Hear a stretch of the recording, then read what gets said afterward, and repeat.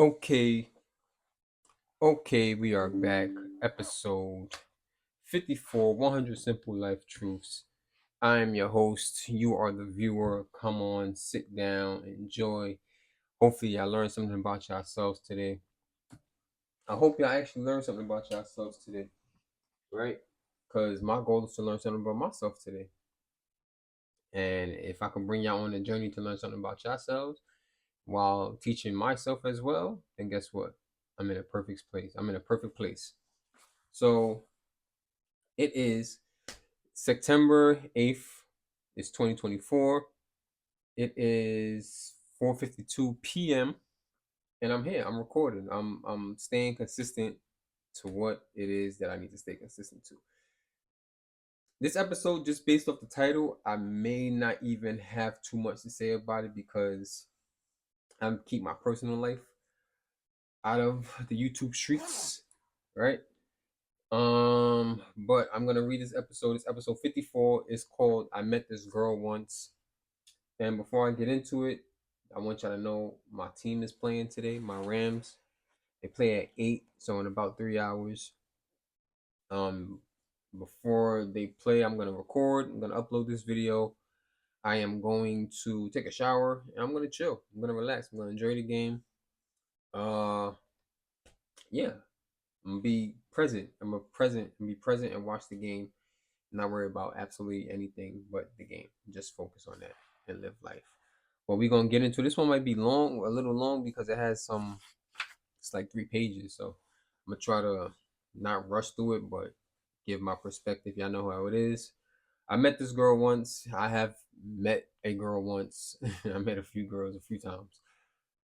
Anyway, so he says, I met this girl once. Dot dot dot. Artist type. She could draw and had a creative mind. She never watched TV. Back then, that was cool. And most importantly, she had been crushing on me for a few years. Things moved quickly. Like any guy, I wasn't complaining. We probably got much closer physically before we did emotionally. Again, I wasn't complaining. Then one night, she revealed that as a child, her grandfather would do inappropriate things to her, and that although she tried to tell her parents, it fell on deaf ears. She told me how she still trembles when she sees him, and he conducts himself hoping she was too young to remember. Um,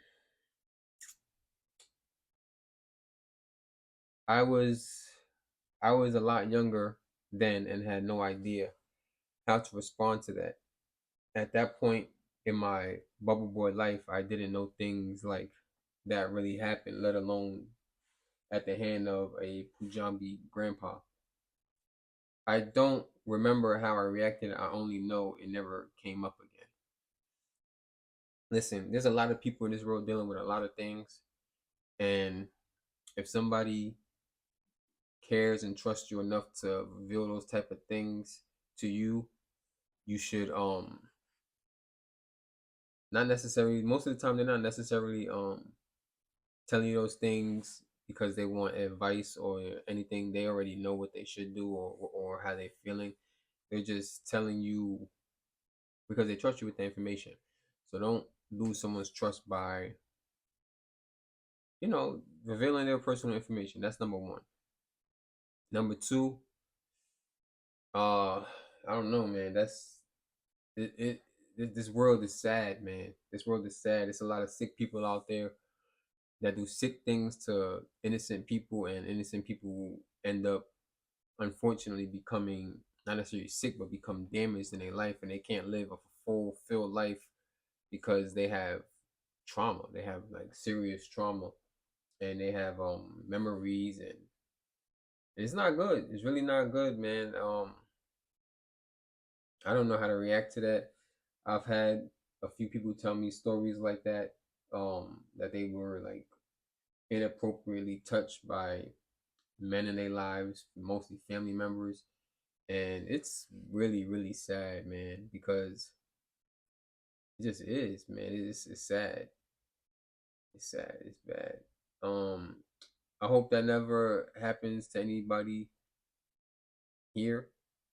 or anybody in general. Like I wouldn't wish that on my worst enemy. You know what I mean? Like to have that sort of trauma and to be, especially to for it to happen at a young age, because it always usually happens at a young age because, like he said, the people that do it, they hope that you don't remember it. You know what I mean? So I'm sorry, I'm just working on a couple projects as I record this episode. But I'm about to get right back into it right now. Everybody, trust me. Trust me, isn't it? So he goes on to say, I met another girl once. She wasn't Punjabi, but close enough. This situation was very exciting. Secret rendezvous, very superficial, straight to business. After a few weeks, there was a minor argument, and when I went to use the bathroom, she disappeared. I ran around the area to find her trying to hitch a cab. She was hysterical. I calmed her down and, in a typical insensitive manner, asked her why she was freaking out so quickly. Turns out she had an issue with conflict, mostly stemming from the fact that she was sexually abused by her grandfather. And any conflict or betrayal just stabbed her and threw her into a panic mode. This time around, I hugged her as tight as I could and let her know that wasn't the case. I could also tell you about my homeboy and his dad did and what his dad did to him growing up, or the young girl I went to camp with at Garwana and what Ababa tried to do to her. Bro, this is sad, bro. We live in a world where people just they I don't know, man. I feel like there should be a I feel like I feel like there should be like a I don't know, man. These people shouldn't exist for one, but I feel like there should be I don't know. I don't know how I feel. I know it sucks though. He goes on to say, the stories I'm sharing are stories that aren't being shared. Similar to the stories of the girl in Delhi who never reported abuse, or the fact that a girl in South Africa has had a better chance of being uh, ar- raped than learning to read. It's fucking sad. That's depressing. This is making me depressed. This is really making me depressed. And I don't know why I'm reading like that. This is making me extremely depressed because I live in a world where that's not really something that's in my preview, and I watch a lot of videos on that because I'm in the criminal justice field, and I watch a lot of videos, a lot of interrogations, and what's the show? They To Catch a Predator, Chris Hansen, and a lot of the people on YouTube. They have a lot of these channels where they kind of like dupe To Catch a Predator, and it's never a shortage of them, bro. There's never a shortage of them. He says death penalties, extended prison terms, or whatever other reactions to quell the protesting public cannot immediately reverse generations upon generations of female subordination. All individuals should be able to wear whatever and travel wherever they please without the fear of attack. But that's idealistic and ignores the harsh element of creatures known as human beings. The reality is the only person we can trust is ourselves, and we need to create a situation of self sufficiency and not depend on any legal apparatus or organization to protect us from the individuals looking to violate us. The idea that we're civilized creatures will only further our dependency on a system that can do very little to protect us. Please put yourself in a position and protect yourself and those around you. Facts. As a man, you should never want to see a woman struggle. In turn, well, self-sufficient, self-inflicted wounds are a different thing. You should be able to coach a female into not having self-inflicted wounds, but things that they can't control and them and their innocence being taken by the hands of another man should never be allowed by a man. And so if you see it, you should stop it. You should say something. Even if you're not strong enough or brave enough to stop the man yourself, you should call for help and get the help, man. You don't be a witness or innocent bystander to something that you have the power to mitigate, I guess the word is. Kind of like that word. But this is making me depressed, man. Just thinking about the situations and the women that I know that has been through things and not had somebody that they could either talk to or go to, or the people that they did talk to and go to, they didn't they either didn't believe them or they wasn't strong enough to do what was needed to be done. So you have the power as a man and a female, you know what I mean? Because sometimes there is strength in numbers and there is strength in just being an outlet for someone so they can like somewhat speak up for themselves as well. He goes on to say change is most effective on a local level and even more effective in the home. I hope when you read it, your social media timeline flooded with stories of shooting, rape, victims succumbing to their injuries, or other people committing suicide, you are motivated to take preventative measures for yourself and those around you. Education is education. I was gonna say education is free, but unfortunately, it's not. Information and knowledge is free though. You can find the resources to help with these type of situations, and if you have children, you can teach them and educate them on how to be upstanding citizens and how to like come to you if anything feels not right to them. If they feel like if they feel like unsafe, or they feel like they gotten violated, or they feel uncomfortable in any way, your children should know that they can come to you no matter what, and you're gonna believe them or you're gonna find out the truth for them. Like if they come to you with a crazy story, it needs to be, or something that may sound crazy or may sound weird based on like who they're telling you about, that you will always advocate for your children and put your children first no matter what, no matter who it is that they're accusing or how they feel uncomfortable. Or you're not going to say, oh no, that's so, if they say so and so made me feel uncomfortable, they'd be like, oh, don't say, oh, don't worry about it. You let them tell their story. You let them tell their story and you get to the bottom of it. That's how I will be with my kids. Like if they come to me with any story, bro, I'm 100% behind them. My kids feel uncomfortable, someone gotta die. um, he goes on to say, with children, cultivate a culture where secrets are forbidden. Facts. I want my children to be able to come to me and tell me anything, even if they're the ones that are wrong in the situation. They should still come to me, tell me, listen, dad, I did this. I know it was wrong. This is why I did it. This is how I feel when I did it. And they're gonna have to deal with the consequences of what it is that they did. And if something is done to them, then whoever did something to them will have to deal with the consequences. So there should be no secrets. They should be able to come and tell you everything. You should be an extension of them, of your children. Creating a safe space for your children is like one of the most important things you can do in this world, and that's from birth. From birth, like before they even start talking, you gotta like be able to like somewhat kind of like understand your kids, bro, because kids are so innocent. And of course, kids have, they have their ways. They do bad things or what we would consider bad, but sometimes the kids don't, if you don't teach them right from wrong from early, and when you do get a chance to teach them, you're only teaching them when they do something bad. They're gonna feel, and I'm no psychologist. I could be completely wrong on this, but this is just my take on it. Like if you only punish your child when they do something wrong instead of teaching them before they do something wrong, it's gonna create something there. I'm not sure what it's gonna create, but it's gonna create something. So he says, with children, cultivate a culture where secrets are forbidden. No secrets, period. Also, my nephew won't open the door or get in the car with me unless my mother says it's okay first. That doesn't bother me. It's a small price to know that his trust cannot be exploited to harm him. Facts.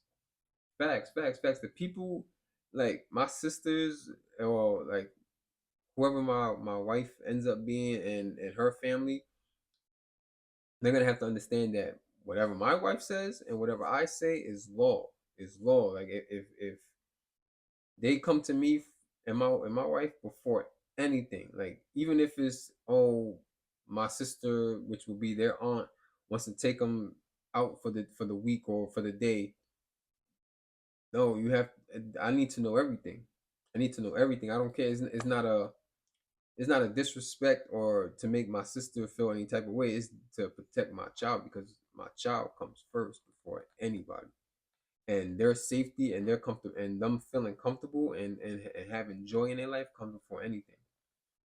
The blame game is a displacement of responsibility and should be left to the idiotic politicians, media, and online slacktivists. Statistics show this is happening to someone you may know or love right now. Take whatever steps you see fit to ensure you're not reading about their unhappiness ending in the future. Their unhappy ending in the future. Use the memory of these young girls and boys to ensure others still have a future. I hope none of you reading this can relate to these stories, but then I'll be the disillusioned ideal. I'll be the disillusioned idealist. We can't erase your past, but we can have the power to make a better future. This is depressing, but it was a much needed episode. It's a much needed episode because especially in today's world, I don't know when exactly this book was written, but especially in today's world where I feel like I can't freely express myself right now. In today's world where like the alphabet community is slowly trying to take over and they're teaching some of the craziest things in school and they're allowing some of the craziest things in school in terms of sexuality and gender roles and stuff like that, and it's just not conducive to just the reason we send kids to school, and schools are being shot up every other day. It's just freaking depressing. It is literally the most depressing thing in this world, bro, and it's depressing. It's sad. It's sad, especially when you want to see the good in the world, but you just can't because every other day is you're flooded with the negativity. And the news, even when you watch the news, it doesn't. They're not highlighting the good. They're always highlighting the negative. Oh, 14 shot this weekend. Oh, this person ran over this person, or it's just sad. Just sad, man. And like he said, I hope nobody listening to this is like going through this stuff firsthand. Like, of course, we're always gonna hear the stories. We're gonna see the news. We're gonna, you know, what I mean, it is what it is. But I hope none of us is going through it firsthand, where you're either the victim or you're closely related to a victim, or even you're not the person doing the stuff, and you don't know like the person doing the stuff, because we all know our family. We all wish we knew like what our family is capable of, but you just never know like what your family is really doing or what the people close to you is really doing, because everybody's putting on a facade, a fake life. Everyone's putting on a facade and a fake life. So it's okay to have these conversations, man, and get everybody's outlook on just life in general, and what they think is okay, what they deem is okay, and what they deem is not okay. Some people just really don't feel like certain things is bad. Those type of people don't feel like certain things is bad. And once you learn that, you know to distance yourself from that, and you know the right thing to do is to get that person some help, because something's not right in their brain where they feel like, you know, sexual assault or murder or whatever the case may be is okay, because maybe the person that they're doing it to will never tell because they're young, they don't know the difference, they don't know right from wrong. Just because the victim doesn't know right from wrong and you know right from wrong doesn't mean it's okay. You know what I mean? Like, just because the victim doesn't have a voice to advocate for themselves doesn't mean it's okay. You're still doing wrong. Still doing wrong. With that being said, I didn't read the quote last time, and matter of fact, I didn't get the quote with the P's. I could try to look that up now for you guys because I did promise it. And uh,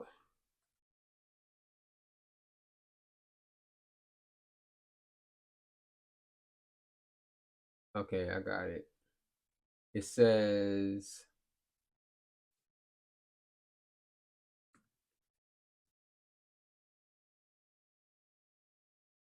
mm,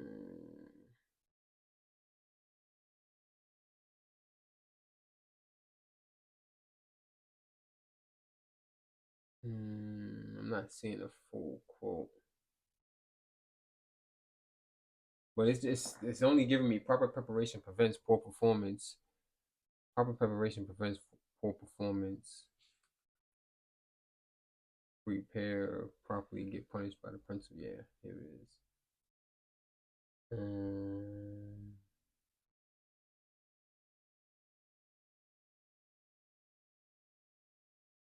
I'm gonna have to get it for you guys. I'm gonna have to, cause I don't want to just sit here and look for it.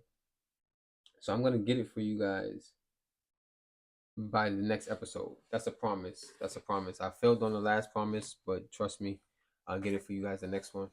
And of course, you already know your pain is the break in the show that encloses your understanding. It is the bitter potion by which the physician within you heals your sick self. Therefore, drink the potion in silence and tranquility. Simple, simple, simple. I'm not gonna explain it because if you've been watching, if you made it this far in this video, and if you've been watching, uh, if you've been watching this channel, you've been watching this series, then you already know what it means. It means it's it's gonna be hard, but when you're learning and you're becoming a better version of yourself, it's gonna the medicine it's medicine and it's gonna taste nasty, but you have to do it in order to get better. Simple, simple, simple, simple. Just word it very well. Other than that, I'm slightly depressed now thinking about the horrors of the human race after this episode. So I'm gonna leave you guys. I'm gonna leave you guys with that. Uh, episode 55. Episode 55 is coming up probably tomorrow. And yeah, I appreciate y'all. Thanks for coming. Thanks for coming. Be be the light for someone. Be the sun for someone. Be someone's shoulder to lean on. There's people going through things all over this world. Women going through things, men going through things. Be the outlet for somebody. Be the outlet for somebody. And if you're the one going through something, I can be the outlet for you. Feel free to DM me. My Instagram is in the description. You can comment on this.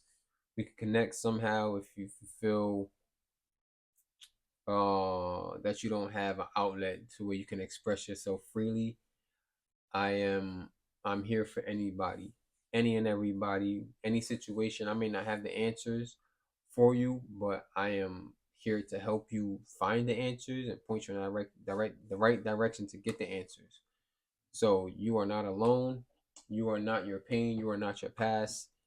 Uh yeah, we are here as one, and we're gonna get through it. We're gonna have a better life, and the people that have harmed you or done you wrong, they will pay for their sins. They will pay for their sins, and you will get past it. You will grow.